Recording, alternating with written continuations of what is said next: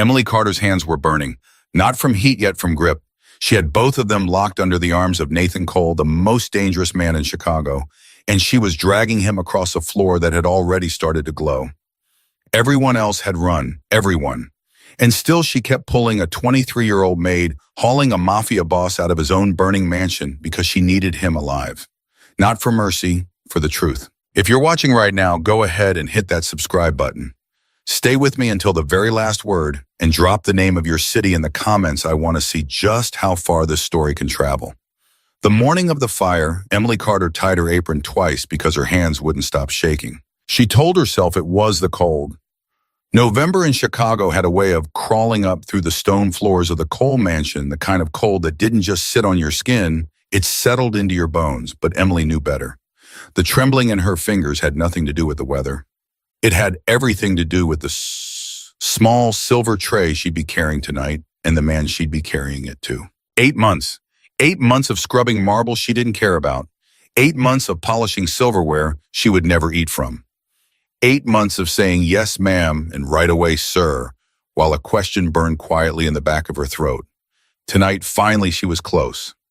Emily, sweetheart, you listening to me? Mrs. Alvarez, the head housekeeper, stood in the pantry doorway with her arms crossed like a schoolteacher who'd caught a student daydreaming. The woman was 62, silver-haired and built like a church pew, stern on the outside, surprisingly soft when you leaned against her. Emily blinked. Sorry, yes ma'am, the study, coffee at 10. At 10 sharp, not 5 after, not 5-2. Mr. Cole does not appreciate interruptions. He does appreciate punctuality. You understand the difference? I understand. Mrs. Alvarez studied her. She had a way of looking at a person that made you feel like she was reading the small print on your soul. You've been quiet this week, child, quieter than usual. Something on your mind. Emily forced a smile. Just want to get it right. You always get it right. The older woman softened just a little. That's why I gave you the study. But listen to me tonight. There's going to be important people in this house. Senators, judges, men whose names are in the paper for good reasons, and men whose names are in the paper for bad ones. You serve the coffee. You don't look at faces. You don't linger. You leave. Yes, ma'am. And Emily. Yes. Whatever those men are talking about behind that door, you didn't hear it. Understand? I understand. Mrs. Alvarez nodded once satisfied and turned back toward the kitchen, her heels clicking against the stone like a metronome. Emily let out a breath she hadn't realized she'd been holding. She understood all right. She understood far better than Mrs. Alvarez could possibly know.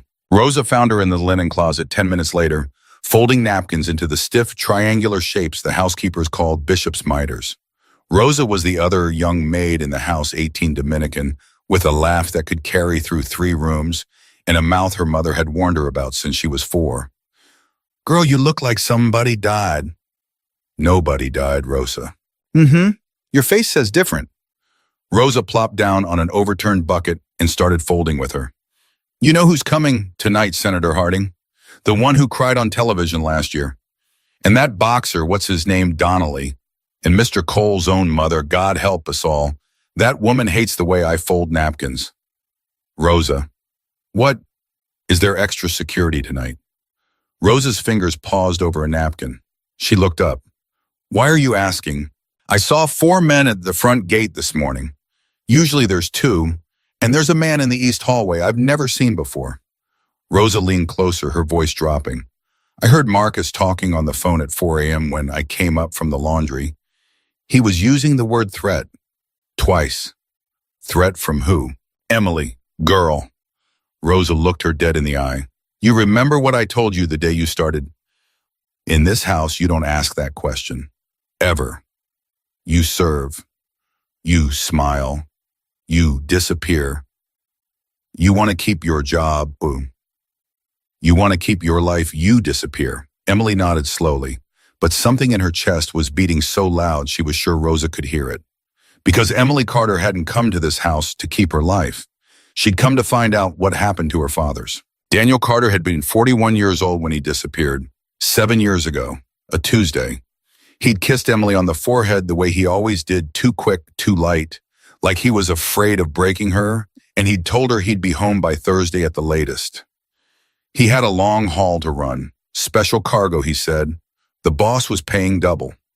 On Wednesday night, Emily's mother got a phone call. Carol, it's me. Something went wrong on the road. Dan, what are you talking about? Where are you? Listen to me, listen. Don't come looking for me. Don't let Em come looking for me. Whatever you hear about me, whatever they say, I love you both. You tell her that. Every day. Daniel, you are scaring me. Carol, tell her every day. And then the line had gone dead. No body, no car, no police report that had made any sense. Just a folded check for $3,000 that arrived at their house 2 weeks later in an envelope with no return address. Carol Carter spent that money on groceries because there was a child to feed. Then she cried in the pantry so Emily wouldn't hear. Carol died 4 years later.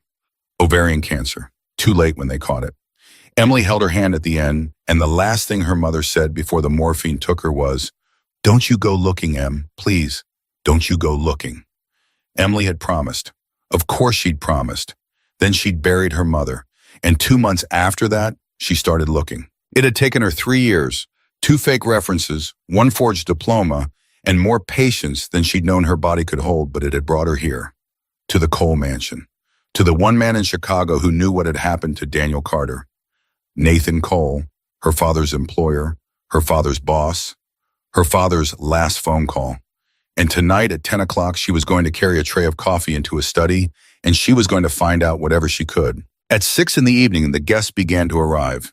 Emily moved through the ground floor like a ghost in a black dress. Champagne flutes. Canapes. Yes, sir. Right away. No, ma'am, allow me. Nobody looked at her, and that was the way it worked in rooms like this. You were furniture, and furniture didn't have a name. She caught sight of Nathan Cole twice. The first time he was shaking hands with a silver-haired senator, and he laughed at something the senator said, a polite laugh, the kind that doesn't reach the eyes. Emily had studied his face for 8 months. She knew the difference between his real smile and his working smile. That was his working smile. The second time he was standing by the marble staircase with Marcus, his head of security. Marcus was whispering something in his ear, and Nathan's jaw had gone tight in a way that made Emily's stomach turn over.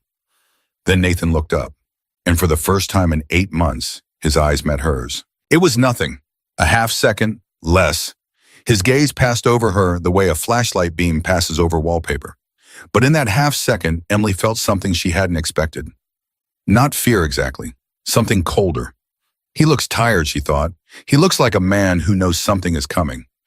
She dropped her eyes and kept walking. At 9:45, Mrs. Alvarez appeared at her elbow. Fresh pot, silver tray, 3 cups tonight, not 2. 3. He has a visitor. Go. Emily went. She climbed the back stairs with the tray balanced on her forearm, and she counted her breaths the way her father had taught her to count breaths when she was scared, in through the nose, 4 counts out through the mouth, 4 counts. It didn't help. Her heart was a fist slamming against the door. She reached the landing. The long hallway that led to the study was empty. Not a guard, not a guest. Empty. That wasn't right. There were always 2 men outside that door. Always. Emily slowed. Something in her body, something older than thought, told her to turn around, to take the tray back to the kitchen, to tell Mrs. Alvarez she'd felt sick, and she almost did. She actually took 1 step backward. Then she heard the voices through the door. I don't know what you did, Nathan. You think I don't have eyes in this city. Sit down, David. We can talk about this like men. Like men, you put my brother in the ground. Your brother put himself in the ground. He stole from me 3 times. I gave him 3 chances. How many chances is a man supposed to get? He was 24 years old, and now he's dead. And you're here, in my house, on a night when I have a senator downstairs and a federal judge drinking my scotch. You want to tell me why, David? Because I'm trying very hard to give you the benefit of the doubt. A pause, a long one. Emily stood frozen in the hallway, the silver tray shaking so hard that the lid of the coffee pot chimed softly against its base. She pressed it still with her thumb. The second voice, David, was lower now, almost gentle. I came to give you a choice, Nathan. A choice.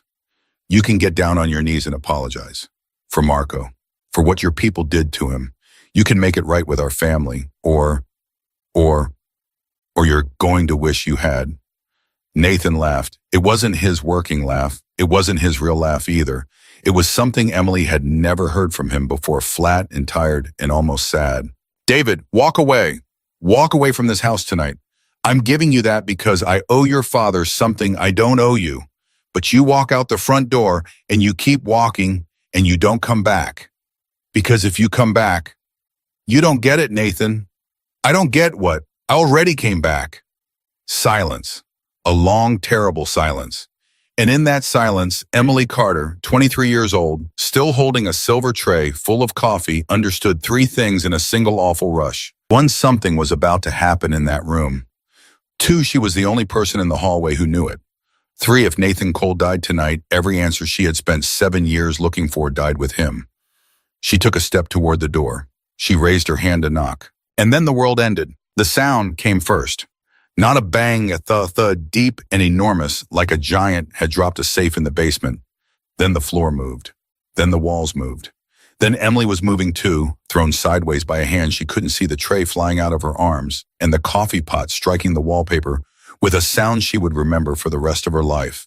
She hit the floor on her shoulder, her mouth filled with the taste of copper. Somewhere glass was breaking. Somewhere a woman was screaming, high, thin, endless scream, the scream of a person who had not yet decided to stop. For a long moment, Emily couldn't remember her own name. Then she remembered. Then she remembered why she was here. She pushed herself up onto her hands. The hallway was full of smoke, already gray and thick and tasting of something chemical and wrong. At the far end of the corridor, she could see flames orange alive reaching. People were shouting from downstairs. Footsteps were pounding on the marble. She heard Marcus's voice, huge and hoarse, bellowing orders she couldn't make out. The study door was off its hinges. Inside the study, something was burning. Somebody was burning. Emily got to her feet. Her left ear wasn't working right. Her knees didn't want to lock. There was blood running down the side of her neck from a place she couldn't feel. She took one step toward the stairs, the safe direction, the direction every other person in that house was running, and then she stopped. She turned around. She faced the smoke.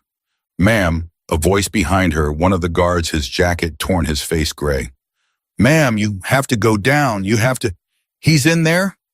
Ma'am, he's in there and I'm going to get him. The guard grabbed her arm. She yanked it free with a strength she didn't know she had. Move, she said, and she walked into the fire. The study was an oven. She got low. She didn't know where she'd learned to get low. Maybe a school assembly in 3rd grade, maybe her father, maybe a TV show, but her body remembered before her brain did. She dropped to her hands and knees and crawled across a carpet that was starting to melt into the soles of her shoes. Mr. Cole. No answer. Mr. Cole, it's Emily Nathan. She had never used his first name out loud. It felt obscene in her mouth, like saying the name of God in a bar. Nathan. A cough. She followed it. He was behind the desk, half behind. His legs were pinned under something that used to be a bookcase, and there was blood on the side of his face. A lot of blood, enough that for one sickening second she thought she was too late. But then his eyes opened. Barely. They found hers. He tried to speak. A bubble of blood formed on his lower lip. Save your breath, Emily heard herself say. Her own voice sounded far away, like it was coming from another room. Save your breath, Mr. Cole. I'm going to get you out. He shook his head. Once. Slowly. Go. I'm not going. Kid? I said I'm not going. She put both hands under the edge of the bookcase. She pushed. Nothing. She pushed again with her shoulder, with her back, with her teeth clenched. In tears, she didn't know she was crying, running down into the corner of her mouth, and the bookcase shifted. An inch. Then 2. Then it tipped away from him with a crash that sent a whole new wave of heat up into her face. Nathan Cole looked at her. Really looked. For the second time that night, and this time his gaze didn't pass over her like a flashlight beam. This time he saw her. Who, he rasped, are you? She grabbed him under the arms. I'm the woman who's going to drag you out of this room, she said, and then you and I are going to have a very long conversation. He almost laughed. It came out as a cough. Then Emily Carter, 23 years old, 5'4", 120 pounds, started pulling Nathan Cole across a burning floor. Behind her, something exploded again, smaller, secondary. A bottle of something going up somewhere into the walls, and the last of the study ceiling came down in a curtain of sparks. Emily didn't look back. She couldn't afford to look back. She had him under the arms, and she had the servants' staircase in front of her, and every muscle in her body was on fire already. So what difference would a little more fire make? One step. Drag. Rest. Breathe. Talk to me, Mr. Cole. You talk to me. You stay awake. You hear me? Girl. My name is Emily. Emily. Yes, sir. Why? She didn't have breath for the real answer. She didn't have breath for any answer except the one that was true on the surface and true all the way down for reasons Nathan Cole didn't know yet, for reasons he wasn't going to know for a long time. Because I can't leave you here, she said, and she kept pulling. Behind them, the door to the study collapsed inward in a roar of orange light.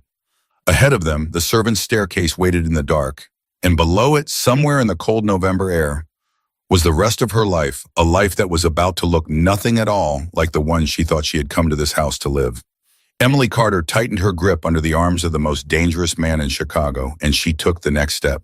The servants' staircase was narrower than Emily remembered. Narrower, darker, and already starting to fill with smoke from the bottom, which meant the fire wasn't just above them anymore. It was below them too. Mr. Cole, stay with me. Kid, leave me. I am not leaving you. I'm too heavy. You are not too heavy. He was. God, he was. Nathan Cole was 6'2" and 200 pounds of dead weight, and Emily had him under the arms on a set of stairs that went down in a tight, cruel spiral. Every step was a decision. Let him go too fast, he slid. Hold him too tight, she slid. She braced her back against the wall and lowered him one stair at a time, the way a mother lowers a sleeping child into a crib, except the child was a mafia boss and the crib was on fire. Talk to me, she gasped.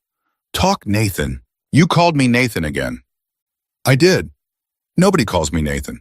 I just did. Keep breathing. What's your last name, kid? She almost said it, the real one. It almost fell out of her mouth right there on that staircase with the smoke burning her throat and her arms shaking and her father's name rising up her chest like it had been waiting 7 years for this exact moment. She swallowed it back down. Focus on the stairs, Mr. Cole. You just called me Nathan. Focus on the stairs. Somewhere above them, another beam came down. The whole staircase shuddered. A picture frame she didn't even know there'd been a picture frame fell past her ear and exploded against the landing below. Emily's knees buckled.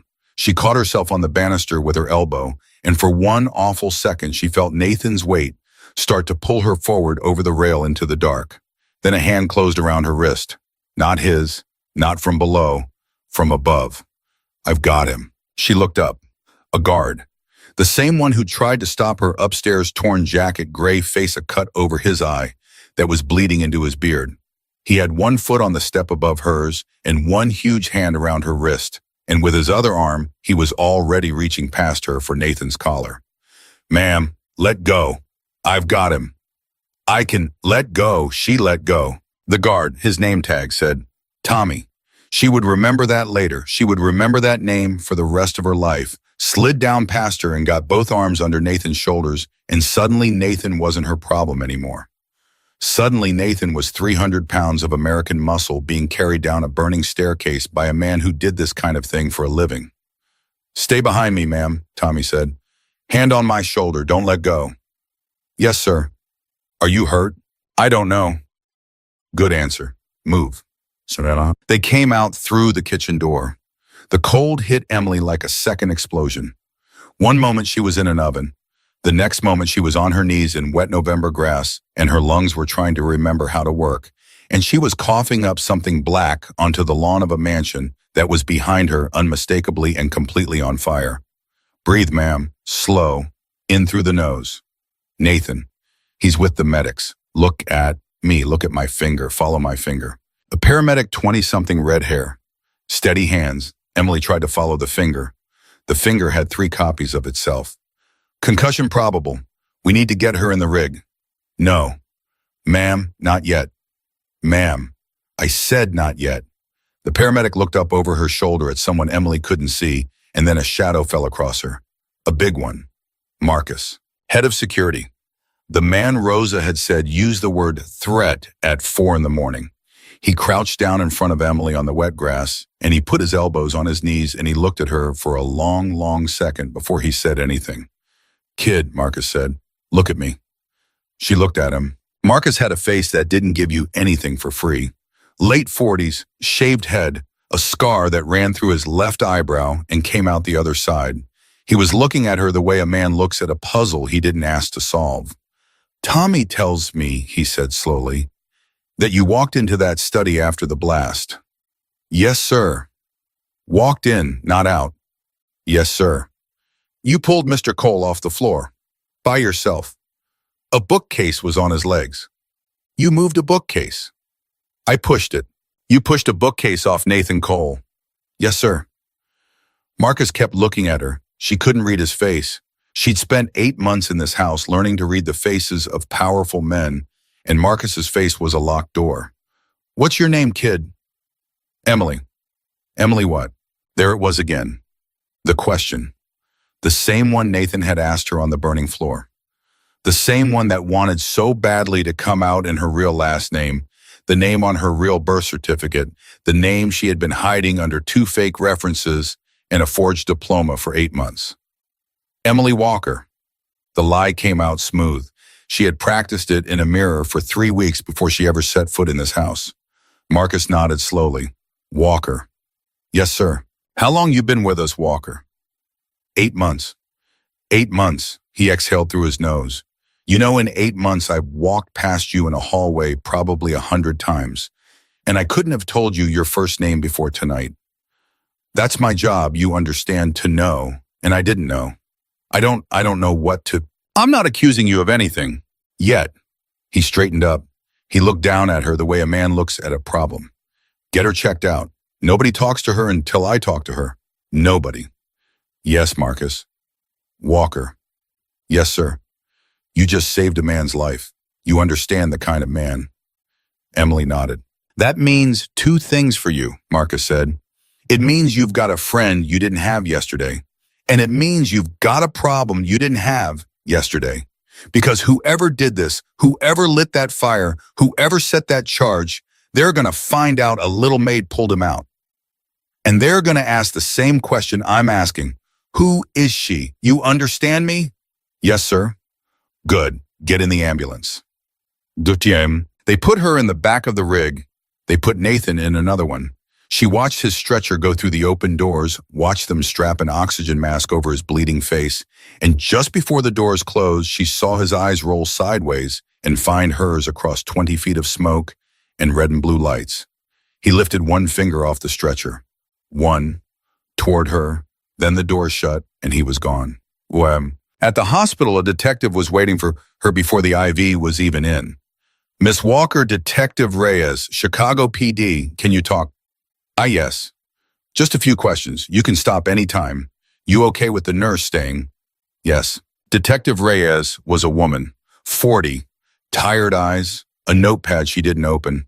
She pulled a chair up to the bed and sat down without being asked, and Emily understood in the slow, dazed way her concussed brain was understanding things that this woman was not there to comfort her. "You were in the hallway when the blast went off?" "Yes." "You were carrying a tray of coffee to Mr. Cole's study?" "Yes." "Was anybody in the hallway with you?" "No, Nobody." The guards were gone. Detective Reyes's pen did not move, but something behind her eyes did. "The guards were gone," the detective repeated. "There are always 2 men outside that door, always. There weren't any tonight." "You're sure?" "Well, I'm sure. Miss Walker, how long have you worked in that house?" 8 months. "And in 8 months, there have always been 2 guards on that door." "Always." The detective wrote something down. Just one word. Emily couldn't see what it was. "Miss Walker, when you were in the hallway before the blast, did you hear anything from inside the study?" Emily opened her mouth. She closed it. She could feel Marcus's eyes on her, even though Marcus was 40 minutes away. She could feel Mrs. Alvarez's voice in her ear, whatever those men are talking about behind that door, you didn't hear it. And underneath both of those voices, the quieter one, the one that had been living in her chest for 7 years, find out what happened to your father, Emily. Find out at any cost. Trust nobody until you do. "No," Emily said. "I didn't hear anything." Detective Reyes looked at her for a very long moment. Nothing at all, the detective nodded. Nothing at all. Miss Walker, I've been doing this 19 years. You want to try that answer again? I didn't hear anything clearly. I heard voices, men's voices. I couldn't make out words. Couldn't or wouldn't, couldn't. How many voices? 2. Both male. Yes. You recognize them. One of them was Mr. Cole. And the other. I didn't know him. You're sure? I'm sure. The pen moved again. 2 words this time. The detective flipped the notepad closed. Miss Walker, one more question and then I'll let the nurse take over. In your 8 months in that house, have you ever heard the name David Chen? Emily's heart stopped. It actually stopped. There was a full silent half-second in her chest where nothing moved at all. Because David Chen was not just a name to Emily Carter. David Chen was the name her mother had whispered into the phone at 3 in the morning 4 months after her father vanished, when she thought Emily was asleep. Chen, the man said. His name is Chen. He was the last one with Daniel. Emily had been 11 years old. She had never forgotten it. She looked Detective Reyes in the eye. No, she said. I've never heard that name. They let her out of the hospital at 4 in the morning with a bottle of painkillers, a concussion protocol sheet, and a black Escalade waiting at the curb. Marcus sent it. I figured. He said, and I quote, if she won't get in, tell her it's not a suggestion. The driver was a kid, 25 maybe. He said his name was Eddie, and he looked at Emily in the rearview mirror like she was a lit stick of dynamite he'd been ordered to transport across town. Where are we going, Eddie? Safe house. Not the mansion. Mansion's a crime scene, ma'am. What's left of it? What's left of it? East wing is gone. Gone. Study, library, 3 guest rooms all gone. Main hall standing. Kitchen mostly. They say the whole east side was rigged. Rigged with what? Above my pay grade, ma'am. Eddie. Above my pay grade, ma'am. She watched the city slide past her window. 4 a.m. Chicago. The kind of hour when the street lights look personal and every other car is a cab. Her whole body hurt. Her left ear still wasn't working wide. Somewhere in this city, Nathan Cole was in a hospital bed with a guard at the door. And somewhere else in this city, a man named David Chen was awake and probably smiling. And somewhere much closer than either of those 2 men, her father had been killed 7 years ago, for reasons she still did not know. Eddie. Yes, ma'am. Where's Mr. Cole? Ma'am, I really can't. I just pulled him out of a fire. Eddie was quiet for a block. Then 2. Private facility, so, he said. Northwest side. He's stable. He's asking for you. He's what? Asking for you. By name, not loud, just once. He said it before they sedated him. He said my name. He said the girl. Marcus figured out the rest. Emily pressed her forehead against the cold glass of the window, and she did not cry because the 23-year-old women who had already crossed the line she had crossed did not get to cry in the back of strange men's SUVs at 4 in the morning. Not yet. Not until this was over. Eddie? Yes, ma'am. Does Marcus trust me? Eddie laughed. Once. Dry. Ma'am, he said, Marcus doesn't trust his own mother. But he's the one who told me to drive careful with you. So you do the math. Bust. The safe house was a brownstone in a neighborhood Emily didn't recognize. They put her in a bedroom on the 2nd floor with a locked window and a bed that had been made by somebody in a hurry. There was a woman outside the door. Eddie introduced her as Rita, and Rita did not smile, and Rita had a holster under her cardigan that Emily pretended not to notice. At 6 in the morning, Rita knocked on the door. Honey, somebody on the phone for you. For me. For you. It was a landline, old one, cream-colored. Rita handed her the receiver and stepped out into the hall, but not so far out that she couldn't hear. Emily put the phone to her ear. Hello? Emily, Nathan Cole. His voice was shredded, half a whisper, half a rasp, but it was him. Mr. Cole, you shouldn't be on the phone. I owe you my life, kid. You don't owe me anything. I owe you my life. Say it back to me. Mr. Cole, say it back to me. You owe me your life. Good. Remember that, because there's going to come a time soon, maybe when I'm going to ask you why. Her stomach dropped. Why what? Why you walked into that fire. Nobody walks into a fire for a stranger, Emily. Nobody. And you're not stupid enough to have done it by accident. So you had a reason. And when I'm strong enough to sit up in this bed, you're going to tell me what that reason is." She didn't answer. "Emily." "Yes, sir." "I am not going to be angry. Do you understand me? Whatever your reason is, I already decided tonight lying on that floor that I am not going to be angry because you walked into that fire, and a man who's been given his life back does not get to be angry at the person who gave it. That's a rule I just made. Do you hear me?" "I hear you." "Good. Rest. I'll see you when I can stand." "Mr. Cole."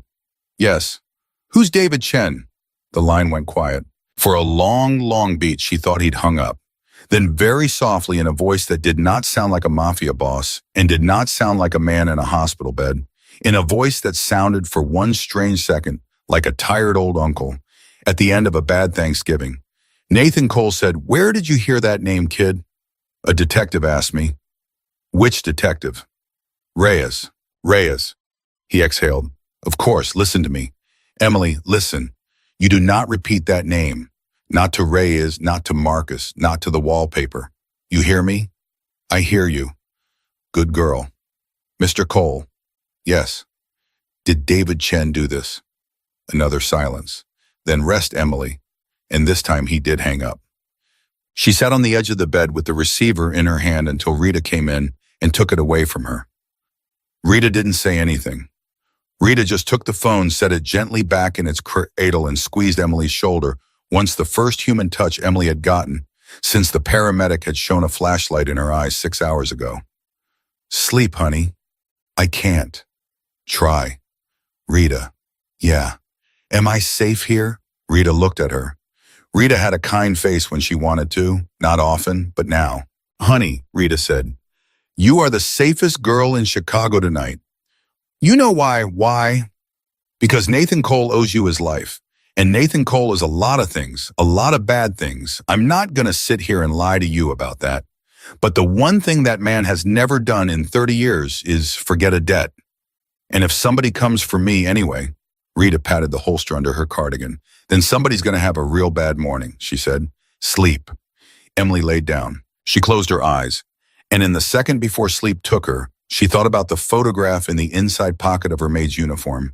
The one that had survived the fire because her maid's uniform had survived the fire, because she had been wearing it, a photograph of a man with her eyes and her smile and her stubborn, stubborn chin. Daniel Carter. 41 years old, missing 7 years. "I'm close, Daddy," she thought. "I'm closer than I've ever been." And then for the first time in a very long time, Emily Carter slept. She slept for 4 hours and woke up to the sound of a man yelling downstairs. Emily sat up too fast. Her head punished her for it. Somewhere below, a voice she didn't recognize was shouting a word she couldn't make out. And a voice she did recognize, Rita's, was saying, calm as Sunday morning, "You are not going up those stairs, sir. You can sit down or you can sit down. Those are your choices." Emily pulled the blanket off. Her maid's uniform was gone. Somebody had laid out sweatpants and a hoodie on the chair while she slept, which meant somebody had been in the room while she slept, which meant she had not been as safe as Rita had promised. Or maybe she had been exactly that safe. She couldn't tell anymore. She padded to the door in socks. She put her ear to the wood. "Need to see her right now, Rita." "Sir, with respect, you don't need to do anything right now except lower your voice. The girl is sleeping. The girl is a liability. The girl is the reason your boss is breathing this morning." A silence. A long one. Then the man's voice again, lower, tighter. "You don't understand what's happening out there, Rita. The street is moving. By tonight, every crew in this city is going to know a maid pulled Nathan Cole out of a fire. And the first thing they are going to ask is who put her in that house. Then you better have an answer, sir." "I don't have an answer, that's the problem." Emily's hand went cold around the doorknob. Downstairs, a door shut hard. Then footsteps. Then Rita's voice directly below the floorboards, murmuring something short and flat into a phone. Then silence. Emily waited 3 full minutes before she opened the door. Rita was at the bottom of the stairs with a coffee cup in each hand. "Morning, honey." "Who was that?" "Nobody you need to worry about." "Rita." "Drink your coffee." "Rita, who was that?" Rita looked up the stairs at her for a long moment. Rita had the face of a woman who had raised sons and buried at least one of them, and when she finally spoke, her voice was gentler than it had any right to be. "That was a man named Vincent," she said. "He's Mr. Cole's lawyer, and Mr. Cole's lawyer is very upset that nobody can tell him where Emily Walker went to high school." Emily's knees almost gave out. She sat down on the top step. "Drink," Rita said, and climbed the stairs one at a time and handed her the coffee. "You want to tell me anything, honey?" "No, ma'am." "You sure about that?" "Yes, ma'am." Rita sat down next to her on the top step. Their shoulders touched. She smelled like cigarettes and lavender soap. "Okay," Rita said. "Then you drink your coffee, and when Mr. Cole calls you again, and he is going to call you again probably within the hour, you think very carefully about what you want your next sentence to him to be. Because Vincent is going to dig. Vincent is paid to dig. And whatever he finds by tomorrow." Emily stared down into her coffee. "Rita." "Yeah. If he finds something bad, what happens?" Rita did not answer for a long time. Then she said, "That depends entirely on Mr. Cole." The call came 40 minutes later. It wasn't Nathan this time. It was Marcus. "Walker, get dressed. You're coming to the hospital." "Yes, sir." "Eddie's at the curb in 20. Wear the hood up." "Yes, sir." "Walker." "Yes, sir." "Whatever you said to him on the phone last night, he hasn't slept. He's refusing the sedative. He wants you in that room, so when you walk in steady. You understand me?" "Yes, sir." "Steady?" "Yes, sir." She hung up. Her hands were doing the shaking thing again. She pressed them flat against her thighs until they stopped. The hospital wasn't a hospital. Eddie drove her to a building that looked like a dental office from the street and turned out on the inside to be a floor of private suites nobody had a key to except Marcus. There were 2 men in the lobby who did not work for the dental office. There was a woman at the front desk whose computer screen was turned away so hard Emily couldn't even see the glow. "Up the elevator, 3rd floor, end of the hall." "Thank you, Eddie." "Ma'am?" "Yes." Eddie looked at her in the mirror. He was 25 years old and he had the tired eyes of a man twice that. "In there," he said, "tell him the truth. Whatever it is, he can smell a lie at 40 feet and he is not in the mood today." "How do you know I'd lie?" Eddie smiled small and sad. "Ma'am," he said, "everybody lies in this building. The only question is about what." Nathan Cole looked smaller in a hospital bed. That was the first thing that hit her. The man who had filled a ballroom the night before, the man whose working smile could shut down a conversation 3 tables away, was propped up against pillows in a suite that tried very hard not to look like a hospital room and failed. There was an IV in his left arm.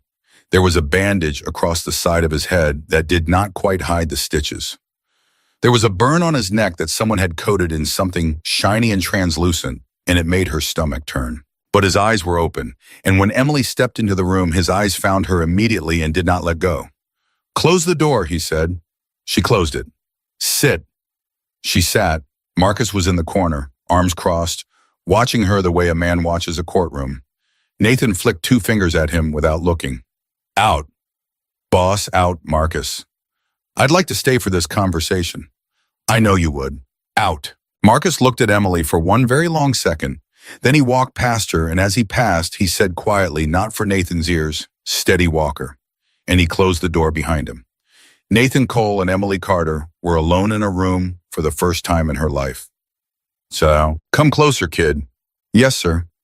"Not that close, just there so I can see your face." She sat on the edge of the chair. She didn't know what to do with her hands. She folded them in her lap like a girl in church. "You slept?" "A little."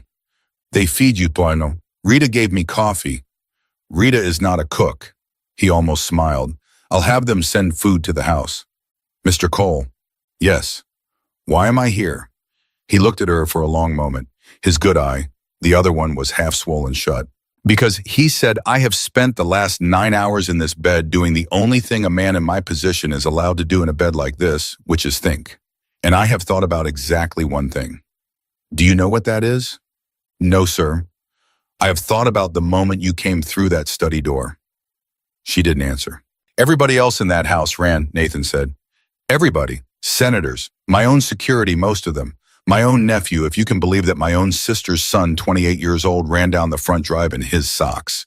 And a 23-year-old girl who I could not have picked out of a lineup yesterday morning walked toward the fire, alone with nothing in her hands but a coffee pot. I put the coffee pot down. I know you did. I heard it. You heard it? It hit the wallpaper about 3 seconds before the blast. I was still arguing with a dead man. I heard the pot. I remember thinking somebody's out there. Somebody is still out there. And then the room came apart. Emily swallowed. A dead man, she said carefully. A dead man. You mean, he's dead now. He didn't make it out of that room. Whatever he lit it too close to himself or somebody else lit it for him. I haven't decided which one yet. David Chen. Nathan Cole went very still. Not tense. Still. The way a wolf goes still. I told you on the phone, he said quietly, not to say that name. I know. And you said it anyway. I know. Why? She opened her mouth. She closed it. She looked down at her hands in her lap, and she thought about Eddie in the car, and she thought about her mother on her last morning, and she thought about her father's voice on that phone call 7 years ago. Tell her every day. And she looked back up at the most dangerous man in Chicago, and she said the thing she had been waiting 8 months to say. Because my last name is not Walker, Mr. Cole. A pause. Keep talking. My last name is Carter. The air went out of the room. She saw it on his face, saw the half second his brain needed to match the name to the memory the way you see a man do arithmetic in public. His jaw did something. His good eye narrowed. The bandage over his forehead creased. Carter. Yes, sir. Daniel Carter. My father. Nathan Cole closed his eyes. For a very long time, he didn't open them. When he finally spoke, his voice was different. It wasn't a boss's voice anymore. It wasn't a boardroom voice. It was a voice Emily had not heard from any man in 8 months in that house. A voice with something raw and very tired underneath it. How old are you, Emily? 23, sir. 23. He almost laughed. It came out as a cough. You were 16 years old when he... Yes, sir. Emily, look at me. She looked at him. I did not kill your father. I didn't say you did. I know you didn't. I'm saying it anyway. Because I've had 8 years to think about what I would say to Daniel Carter's daughter if she ever walked into my house. And it turns out she already has, and I didn't even know her name.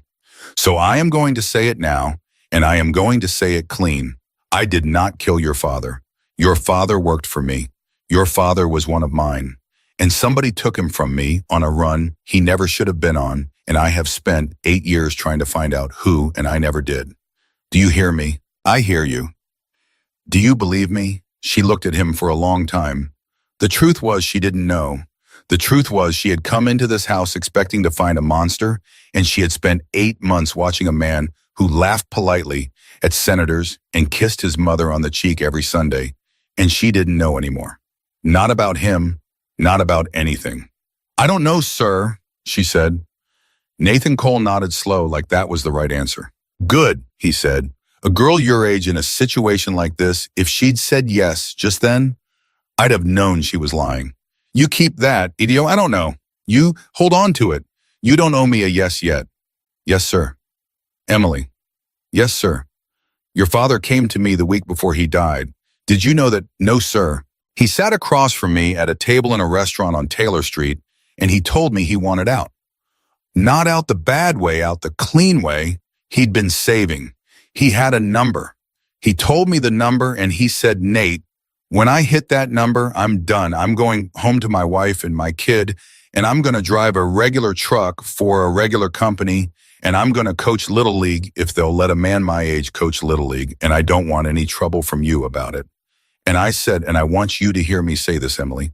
I want you to hear the exact words I said, Dan.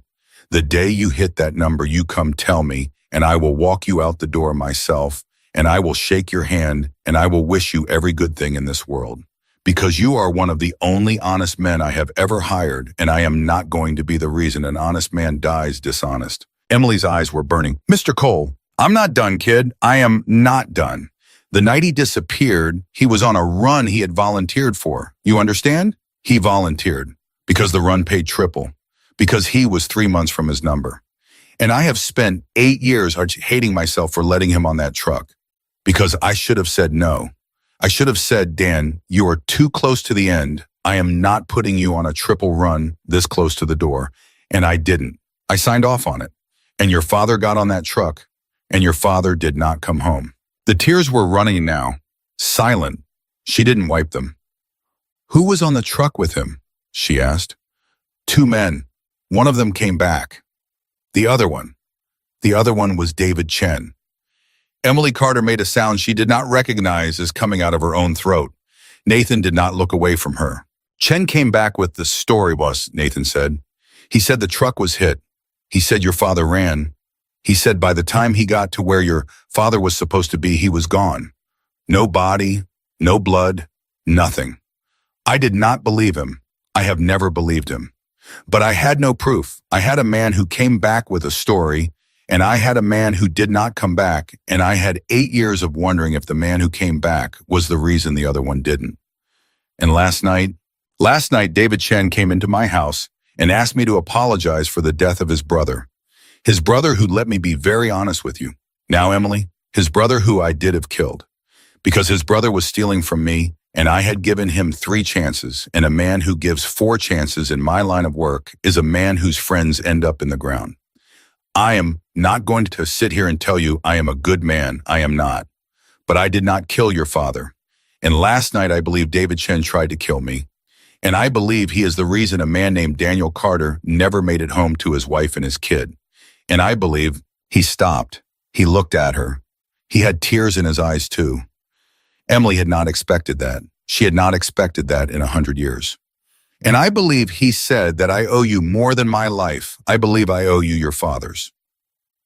The door opened. Marcus, not asking, just opening. Boss, Vincent is downstairs. He has paperwork. Tell Vincent to wait. Boss, it's the tell Vincent to wait. Marcus looked at Emily. Emily was crying without sound, and her hands were white where they gripped each other in her lap. And Marcus's face did something Emily could not read. Then he nodded once and he shut the door. Nathan Cole reached out, slowly, with the hand that didn't have the IV in it. He did not touch her. He just held his hand in the air between them, palm up, like a man offering a thing he wasn't sure she'd take. Emily looked at the hand, then she reached out, and she put her hand in his. Emily. Yes, sir. We are going to find him. Yes, sir. We are going to find David Chen if he is alive, and we are going to find out what he did to your father, and we are going to finish it. Together. You and me. That is the debt. That is the only debt. Do you understand me? Yes, sir. Say it back. We're going to find him. Good girl. He squeezed her hand once, and he let it go, and he closed his eyes, and he was asleep before she made it to the door. Marcus was waiting for her in the hallway. He didn't say anything at first. He just fell in beside her as she walked toward the elevator, matching her step. Walker. Yes, sir. That's not your name, is it? She stopped walking. She turned. She looked up at him. Marcus' 6'4" scar through the eyebrow face like a locked door, and she thought about lying, and she thought about what Eddie had said in the first farm, and she thought about Nathan's hand closing around hers. No, sir, she said. It's not. Marcus nodded slowly. Didn't think so. Are you going to tell Vincent? Vincent is going to find out by tomorrow anyway. I told you that last night. Yes, sir. Walker. Yes, sir. Carter isn't it. Her breath caught. How did you buy him? 8 months ago, Marcus said. A girl with no references and a diploma I couldn't verify applied to be a maid in Nathan Cole's house. I let her in. You want to know why? Why? Because I recognized the chin. She stared at him. Your father and I ran together in the early days, Marcus said quietly. Before he got smart, before he got honest, before he got out. And the night he didn't come home, I was the one who drove to your mother's house and sat in the driveway for 2 hours because I didn't have the guts to knock. I watched the kitchen light go on at 4 a.m. I watched your mother make a pot of coffee she didn't drink. And I drove away Emily Carter. And I have not slept a full night since. Emily couldn't speak. I let you into this house, Marcus said, because I owed your father a debt and because I figured if you were here for a reason, and sooner or later you'd tell us what it was. I did not expect you to tell us by running into a fire. Marcus, get in the elevator, kid. Marcus does. He know. Does Nathan know that you? Nathan does not know everything I know. That is my job. You hear me? Yes, sir. Good. One more thing. Yes. He leaned down. His voice dropped to a place only she could hear. David Chen is not dead, Marcus said. Emily's blood stopped moving. What? The body in that study was not his. We got the dental back an hour ago. It was a decoy, a kid from his crew. Chen walked out of that house before the blast went off. He is alive, Emily Carter. He is alive, and he knows by now that a maid pulled Nathan Cole out of a fire he paid good money to light, and he is going to come looking for her. Does Nathan? I have not told him yet. I will tell him when he wakes up.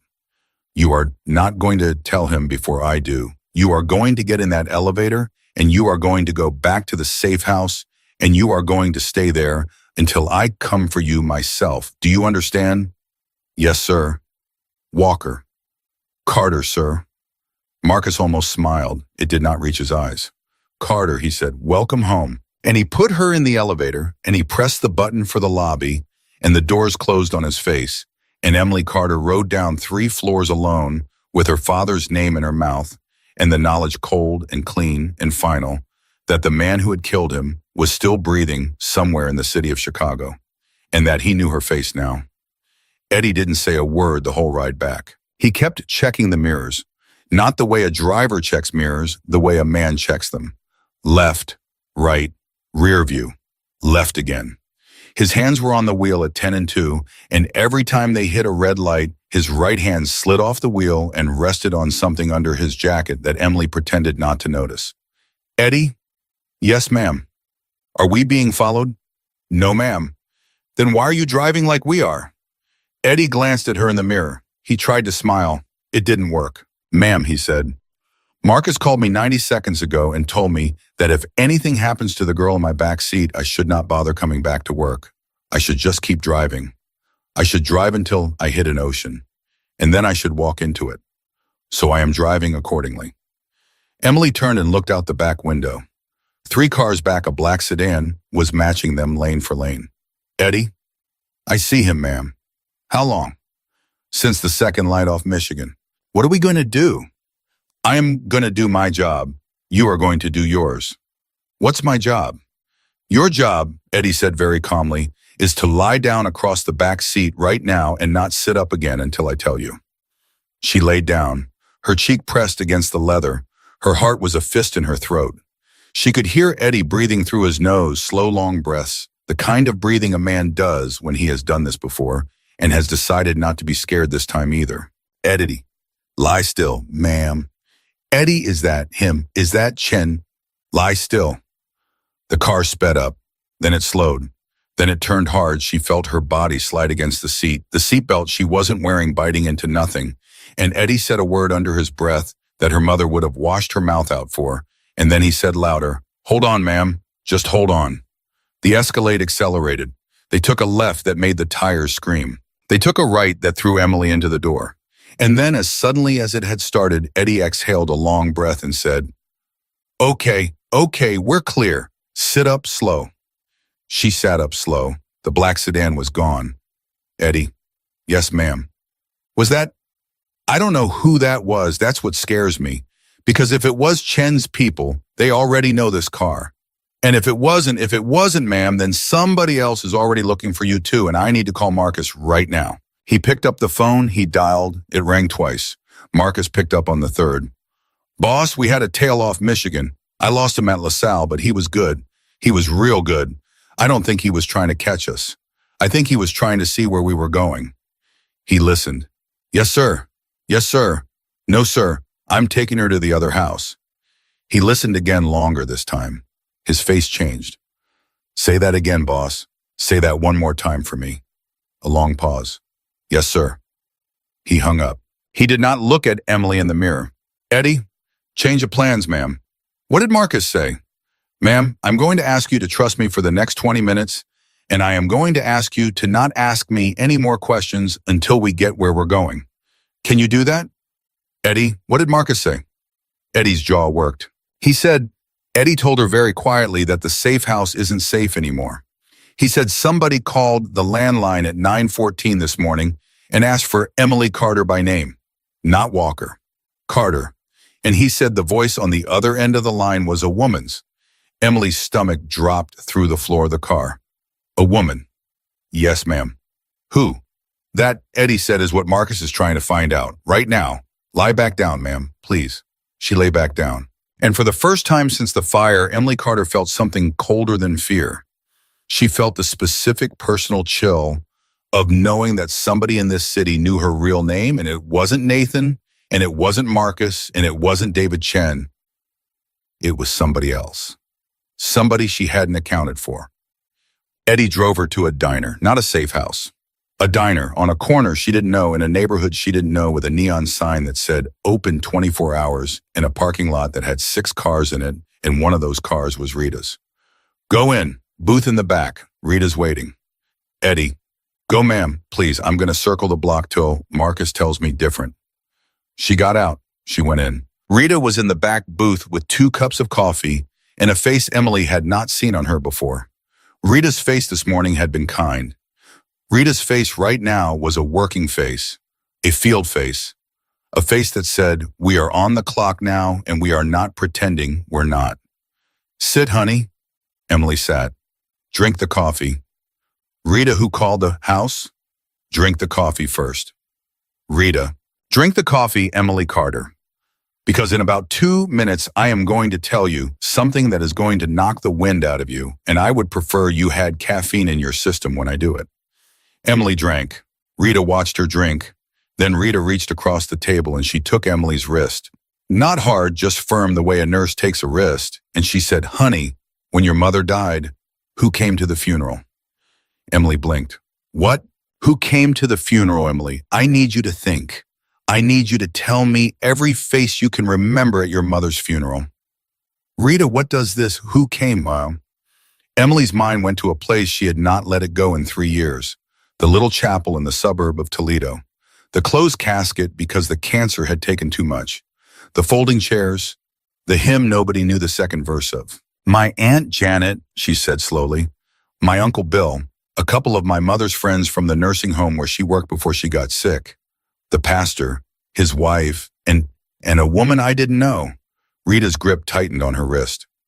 A woman you didn't know.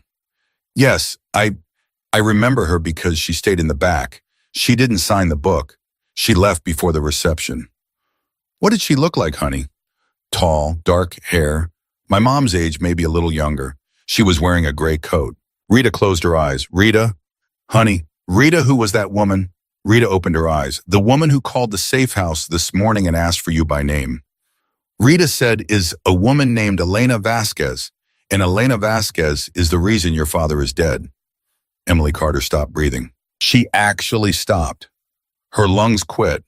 There was a half second in that booth, in that diner on that corner, where Emily Carter was a dead girl in a live body, and then the air came back in one hard, painful rush. And she said, not loud, not angry, just flat, the way a person says the last sentence of a sentence they have been waiting their whole life to finish. Say that again. Elena Vasquez. She was at my mother's funeral. I know she was. You know she was. Honey, listen to me. I need you to listen. I am going to tell you things now that are going to make you hate me for a minute. You can hate me for a minute.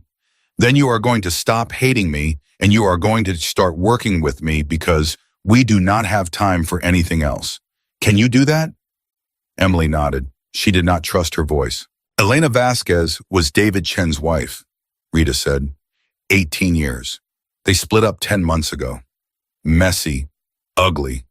Chen kept the crew. Elena kept the kid. She's been a ghost ever since.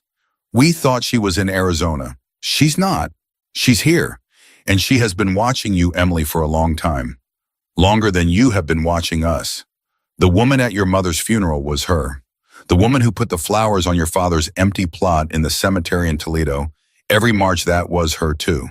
And the reason she did that, honey, the reason she has been watching you for 11 years is that Elena Vasquez was driving the second truck the night your father disappeared. Emily's hand went to her mouth. Rita. She was 26 years old. She was the getaway car. She watched her husband kill your father, Emily, and she drove him away from it.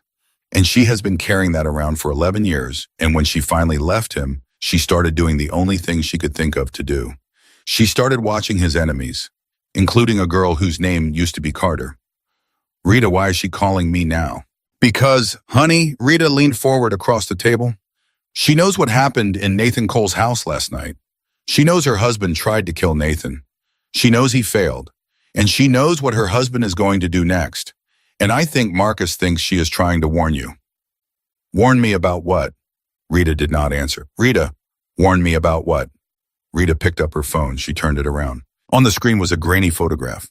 Black and white, a security camera still. A man in a dark coat walking into the lobby of a building Emily did not recognize. Late 40s, Xian.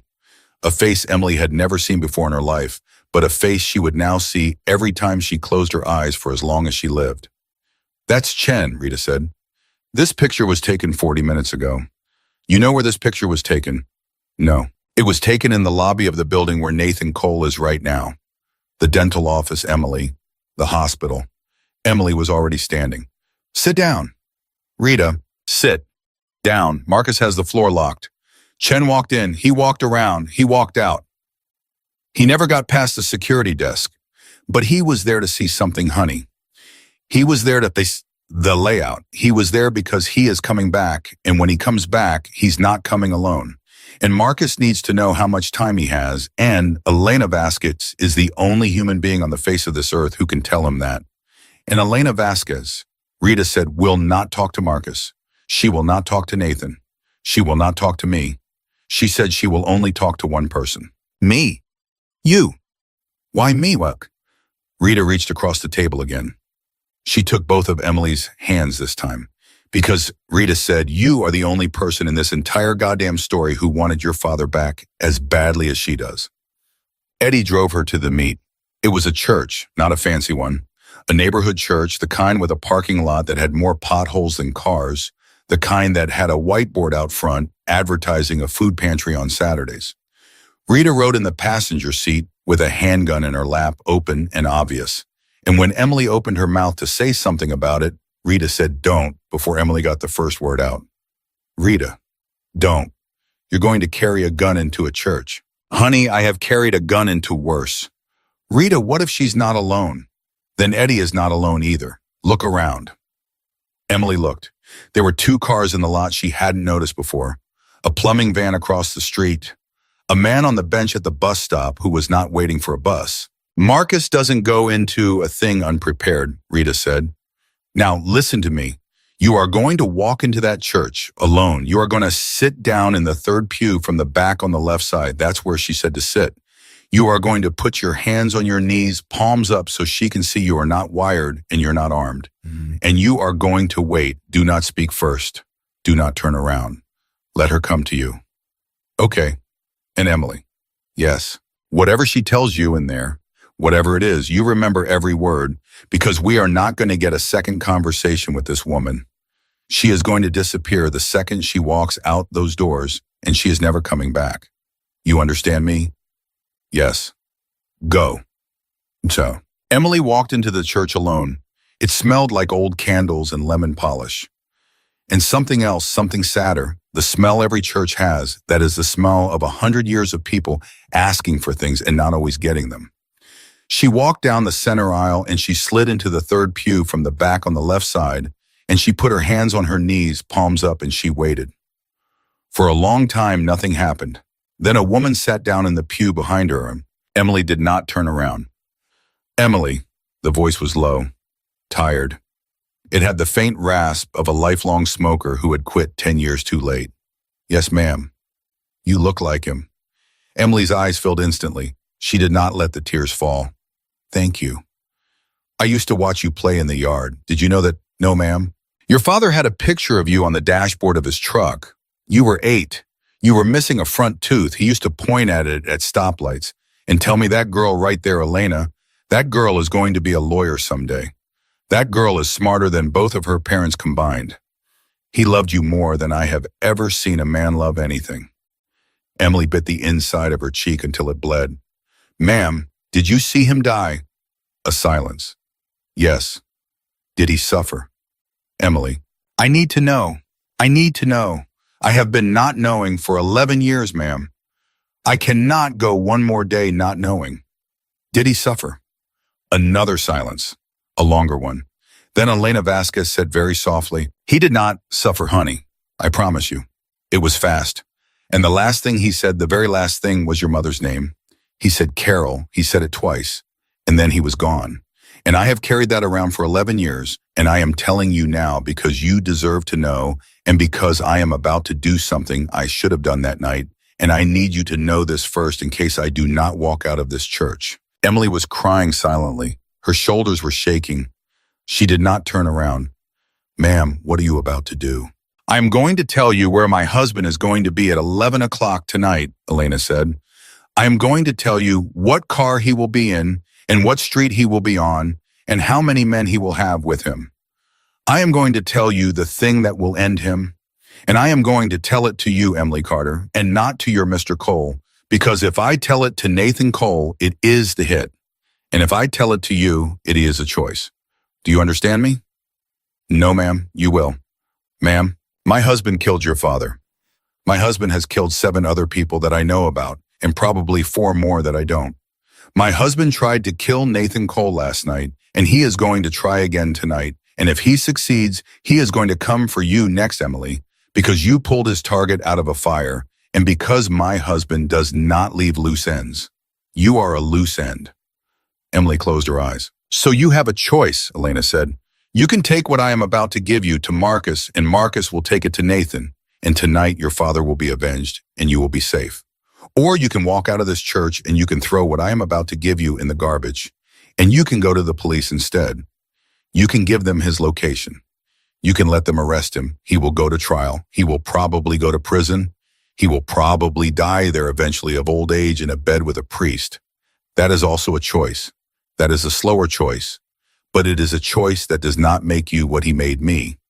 Do you understand now? Emily understood. God, she understood. Ma'am, she said, and her voice was steadier than she had ever heard it. Why are you giving me the choice? Why not make it yourself?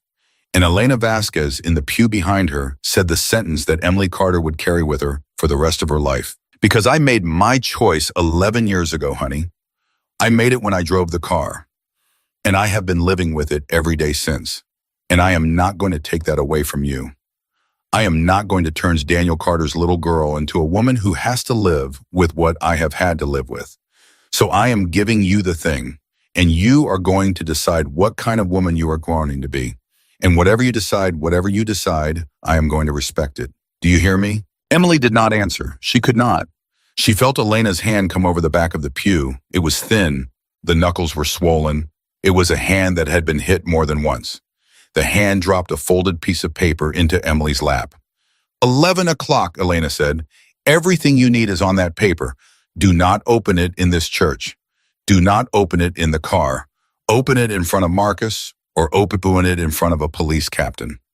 Those are your 2 doors. Ma'am. Yes, honey. Thank you.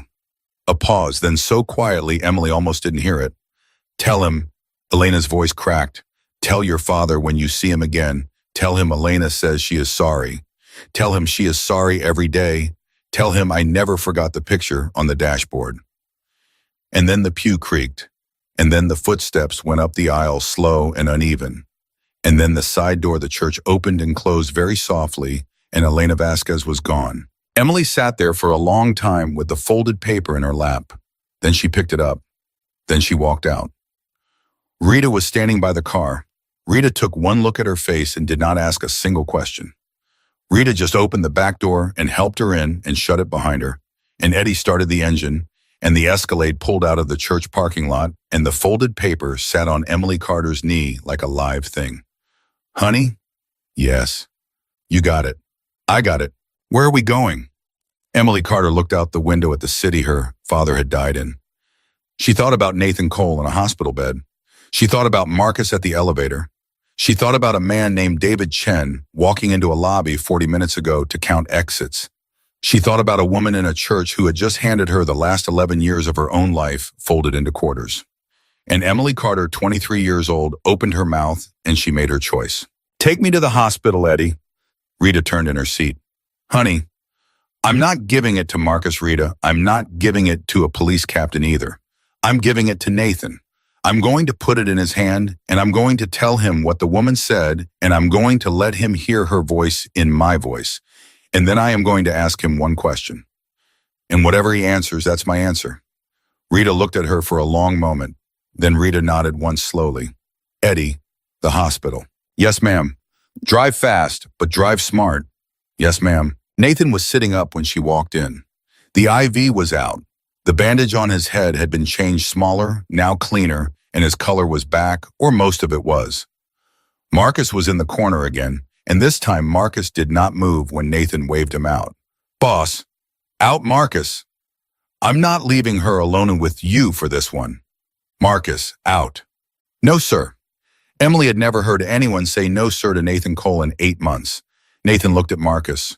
Marcus looked at Nathan. Something passed between them that Emily didn't have the vocabulary for. Then Nathan nodded small and Marcus stayed where he was, arms crossed, face locked. Fine, Nathan said. Emily, come here. She walked to the bed. She took the folded piece of paper out of her pocket. She held it in her hand, and she did not put it down yet. Mr. Cole. Nathan, I just came from a church.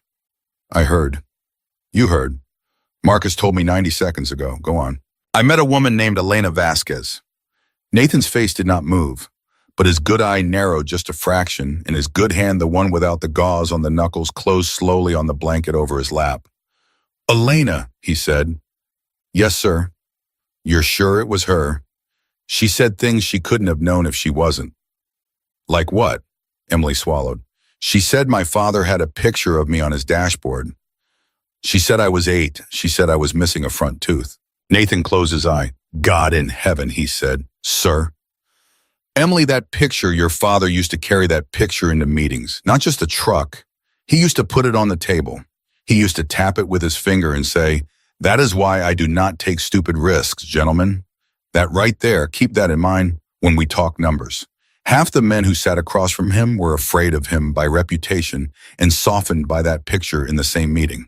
I watched him do it a dozen times. Emily's eyes filled again. She thought they were empty. Apparently not. Mr. Cole, Nathan, she gave me this. She put the paper in his hand.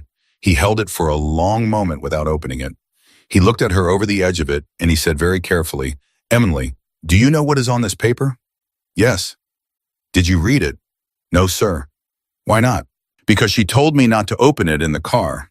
And because I decided in the car that whatever was on it, I wasn't going to be the one who decided what happened next. I decided I was going to give it to you. And I was going to ask you one question. And then I was going to do whatever you told me to do. Nathan looked at her for a very long time. What's the question, kid? Emily took a breath.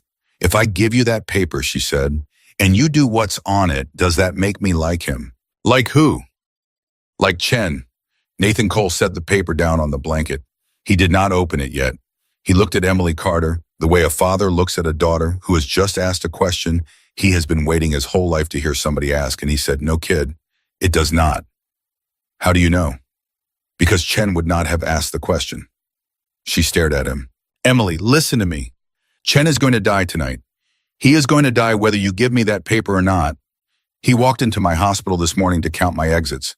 He is not leaving this city without trying again, and the next time he will not miss.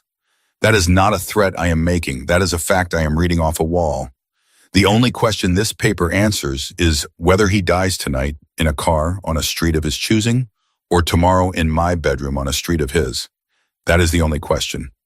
Your hands are clean either way, Emily. Do you hear me? I hear you. Do you believe me? Do you believe me? I believe you, Nathan. Good. He unfolded the paper. He read it once. He read it a second time. His face did not change. He refolded it neat in the same creases it had come in, and he handed it to Marcus without looking away from Emily. Marcus. Yes, boss. 11 o'clock. Yes, boss. Take 6, not 4. Take Tommy, and I want you to bring him back to me. Marcus's face went still. Alive, boss. Alive. Marcus looked at Emily. Emily looked back. Yes, boss, Marcus said, and he was out the door. Nathan waited until the door closed. Then he turned his head on the pillow slowly, and he looked at Emily and he said, Sit down, kid. You have been standing for 2 days. She sat. Emily. Yes, sir. There is something I did not tell you this morning. I was going to tell you eventually when you were stronger. But you are stronger today than you were this morning. I can see it in your face, so I am going to tell you now. You ready? I'm ready. Your father did not die on that run. Emily stopped breathing. Not the way you think. Not on the road. Not in the truck. He did not die that night, Emily. He lived for 6 more hours. What? Chen took him. Chen had him for 6 hours in a warehouse on the south side that does not exist anymore because I had it leveled 2 years later. Chen wanted something from him, a name, a number, a safe. It doesn't matter what. Your father did not give it up. Your father died in that warehouse at 4:18 in the morning on a Thursday. And the thing I did not tell you, Emily, the thing I have never told anybody is that he called me. She couldn't speak. He called me from Chen's phone. He said 7 words. He said, Nate, my daughter, don't let him. Please. That is what he said. And then the line went dead. And I have heard that sentence in my head every single night for 11 years. The tears were running down her face. Nathan. I didn't know what he meant, Emily. I have wondered for 11 years. Don't let him what? Don't let him find me. Don't let him know about me. Don't let him hurt me. I didn't know. I did not know what to protect you from because I did not know what he was asking me to protect you from until this morning. This morning. This morning when you told me your name was Carter, I understood. Understood what? He was not asking me to protect you from Chen. Chen did not know about you. Chen never knew you existed. Your father made sure of that. He went into that warehouse with no wallet, no ID, no phone, with pictures on it. He made himself a blank. He died a blank, so that Chen would never know he had a daughter. Emily put her hand over her mouth. What he was asking me, Emily. Nathan's own voice broke and he did not try to hide it. What Daniel Carter was asking me with his last breath was don't let the life I led find my kid. Don't let her grow up and come looking. Don't let her find Nathan Cole and walk into Nathan Cole's house and bleed for a thing she had nothing to do with. Don't let him, meaning me, Emily. Don't let me be the reason his daughter ended up in a burning building at 23 years old pulling a mafia boss out of a fire. She was crying openly now, not sobbing, just crying the way a person cries when the thing they have been carrying gets set down finally in front of them. And I failed him, Nathan said. No. I failed him because you are here, because you found me anyway, because you were 23 years old and covered in soot on my lawn 2 nights ago, and I did not know whose daughter you were. I did not know. And the last thing your father asked of me in this world was the one thing I did not do. Nathan, let me finish. Nathan, no. Let me finish, Emily. Please let me finish. She let him finish. So tonight, Nathan said, tonight at 11 o'clock, Marcus is going to do a thing on a street of David Chen's choosing. And he is going to bring Chen back here. And when Chen gets here, when he is sitting in a chair in a room 3 floors down from this bed, with his hands tied and his mouth open, I am not going to ask him about my fire. I am not going to ask him about his brother.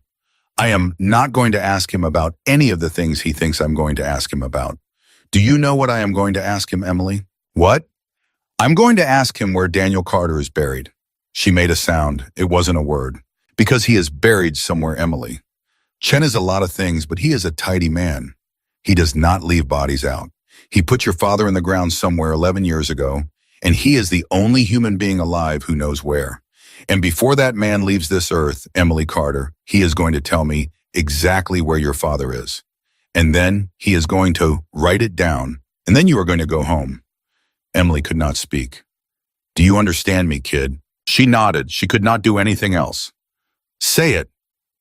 Say it, Emily. I understand. Good girl. He reached for her hand again, the way he had that morning. She gave it to him without being asked. His grip was stronger this time. One more thing, he said. Yes, sir. After tonight, after this is done, I am not going to own the thing I own anymore. Do you understand what I am telling you? No, sir. I am done, Emily. I made a decision in a burning room 2 nights ago when a girl I did not recognize put her hands under my arms and pulled. I decided lying on that floor that if I lived through the next 10 minutes, I was going to spend the rest of my life being a different kind of man. And I lived, so now I have to be. She stared at him. I am going to reshape the thing I built, Nathan said. I am going to pull the rot out of it piece by piece. I am going to take the legitimate parts of my business, and I am going to make them the only parts. And I am going to let the rest of it die. Slowly, carefully, with the kind of care a man takes with a thing that has teeth. It is going to take years. It is going to make me enemies I do not currently have. And I cannot do it alone. He looked at her. I want you to help me, Emily. Nathan, I know what I'm asking. I know exactly what I'm asking. I am asking Daniel Carter's daughter to sit across a table from his boss and help his boss become something closer to the man her father tried to be. I am asking it because there is nobody else in this city I could ask and trust the answer. I am asking it because you are the only person who has ever walked into a fire for me without being paid. I am asking it because your father was the best man I ever employed, and I think that you are cut from the same cloth, and I would like to see what that cloth can do when it is not scrubbing my floors. She was crying again. She thought she'd been done. Nathan, I don't know anything about business. Good. Business is easy. What is hard, Emily, is having a conscience in a room full of men who don't, and I already have too many of the second thing and not one of the first. Your father would have been that person. Your father was going to be that person until he wasn't. I am asking you to be that person in his place, not because you owe it to him, because you don't, because I owe it to him, and I am asking you to collect the debt he cannot. She closed her eyes. She thought about her mother in the pantry crying so Emily wouldn't hear. She thought about the pastor reading a eulogy for a man there was no body to bury. She thought about a photograph on a dashboard of an 8-year-old girl with a missing tooth being tapped by her father's finger at stoplights. And Emily Carter, 23 years old, opened her eyes and said, yes. Nathan Cole nodded. Once. Good girl, he said. They brought David Chen back at 1:40 in the morning. Emily was in the room 3 floors down when Marcus opened the door. She had asked to be there. Nathan had said no. She had said yes. Nathan had said absolutely not. She had said, Nathan, I am going to be in that room, and you are going to let me because I have waited 11 years to look at that man's face, and you owe me that much, and you know you do. Nathan had looked at her for a long time. Then he had said, Marcus, put her in the corner. She does not speak. She does not move. She watches. And Marcus had put her in the third in the corner. She was in it when the door opened. David Chen came in on his own feet. His hands were tied in front of him. There was a bruise forming on his cheekbone and a cut above his left eye, but he was walking and his eyes were clear. And when they set him in the chair across from Nathan, he looked at Nathan and he smiled. Nate, sit down, David. I am sitting. Sit down deeper. Chen sat down deeper. You found me fast, Chen said. I had help. I heard. Who did you hear from? A woman, Chen said. Don't make me say her name, Nate. Let an old man keep some dignity. Nathan did not smile back. David, before I ask you the thing I am going to ask you, I want you to look to your left. Chen looked. He saw her, Emily Carter in the corner, in a hoodie that was 2 sizes too big, with her father's jaw set in her face. Chen looked for a long time. Then something in his face changed. Not fear, not recognition exactly, something older, something tired. Well, he said softly, well, you know who she is, David. I know who she looks like. Her name is Emily Carter. Chen closed his eyes. When he opened them, they were wet. Carol and Daniel had a girl. He said not to Nathan, not to Emily, to the air between them. I forgot. I actually forgot. You know, Nate, I used to pride myself on my memory. I used to say Chen never forgets, and I forgot Daniel Carter had a little girl. She's not little anymore. No, she is not. He looked at Emily. Young lady. Emily did not speak. Marcus had told her not to speak. She did not speak. Young lady, your father was the only man I ever worked with who prayed before a run. Did you know that he would sit in the passenger seat of my truck and he would fold his hands and he would say a prayer for his wife and his daughter, and he would ask God to bring him home safe? Every time, I used to laugh at him for it. I used to tell him, Dan, God is not in this truck. And he would say, God is everywhere, David. God is even in you. He said that to me, even in you. Emily's hands were shaking. Marcus had told her not to move. She did not move. David, Nathan said, where is he? Where is who, Nate? Where is Daniel Carter? Chen looked at Nathan. Chen looked at Emily. Chen looked at his own tied hands. Paper and a pen, Nate, he said quietly. Paper and a pen, and I will draw you a map. I will draw her a map. I will draw her a better map than I have ever drawn anyone in my life. And I will ask one thing in exchange. You are not in a position to ask for things, David. I know I'm not. I'm asking anyway. What? Chen looked at Emily. I want her to hear me say I'm sorry. The room was very quiet. Nathan looked at Emily. Emily did not look at Nathan. Emily looked at David Chen, the man who had killed her father, the man who had held him for 6 hours in a warehouse on the south side, the man who had taken an 8-year-old girl's father away and buried him somewhere in the dark for 11 years. And Emily Carter, 23 years old, spoke the only words she spoke in that room. Say it, she said, but I will not accept it. Chen nodded, slowly. I understand, he said. I am sorry, Emily Carter, for what I did to your father, for the years I took from your mother, for the years I took from you. I am sorry, and I do not expect you to accept it, and I would not respect you if you did. I am sorry anyway. And then he put out his tied hands, and Marcus put a pen in them, and David Chen drew a map on a piece of yellow legal paper. They found her father 3 weeks later, behind a warehouse that wasn't a warehouse anymore, under a slab of concrete that had been poured over him on a Thursday morning 11 years before. The crew that dug him up worked for 7 hours in the cold, and when they lifted the last piece of him out of the ground, Marcus called Emily himself, and Emily drove there in the passenger seat of Eddie's car, and she sat on the curb across the street, and she cried. She buried him next to her mother in a cemetery in Toledo on a Saturday in December. Nathan Cole flew out for the service. He stood in the back of the chapel in a black coat, and he did not speak. And when Emily walked down the aisle behind her father's casket, he nodded at her once, and she nodded back. She carried the picture in her pocket, the one from his dashboard, the one of an 8-year-old girl with a missing tooth. Elena Vasquez had sent it to her in an envelope with no return address the week before the funeral. There was a note with it. The note said 3 words. Bring him home. She did. Nathan Cole did what he said he would do. It took him 4 years. 4 years of boardrooms and lawyers and long nights and longer phone calls. 4 years of old men shouting at him in rooms he used to own. 4 years of headlines and indictments and deals that did not always come out clean. But when it was done, the thing he had built was not the thing he had built anymore. It was something else, something that filed taxes and paid its workers and buried its dead in daylight. Emily Carter was in every one of those rooms. She was 27 years old the day Nathan Cole signed the last piece of paper. She had a suit on. She had her father's picture in her wallet. And when Nathan capped the pen and slid it across the table to her, he said, "Your turn, kid," and she signed. David Chen did not live to see it. He died in a room 3 floors below a private hospital on the northwest side of Chicago at 4:18 in the morning on a Thursday, which was the same hour and the same day of the week that Daniel Carter had died 11 years before. Marcus was the one who noticed. Marcus was the one who told Emily months later over coffee in a diner she had started going to on Sunday mornings. You think that was on purpose, Marcus? I think Nathan Cole does not do anything by accident, Carter. No, Emily said. No, he does not. And she drank her coffee. Emily Carter walked into a burning building at 23 years old to save the life of a man she did not know, because she needed an answer only he could give her own. She walked out with the answer and with a father to bury, and with a life she had not come looking for and did not expect to keep. She kept it anyway. She built something with it. She made her father's name mean something clean in a city that had not known what to do with clean for a long time. And every November, on the anniversary of a fire that had taken her everything and given her everything back, she lit a candle in the window of an office that used to be a mansion.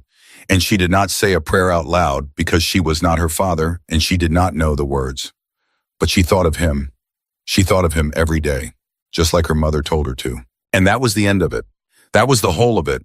That was the story of the maid who pulled the mafia boss out of the fire and walked out of it, a woman her father would have been proud of.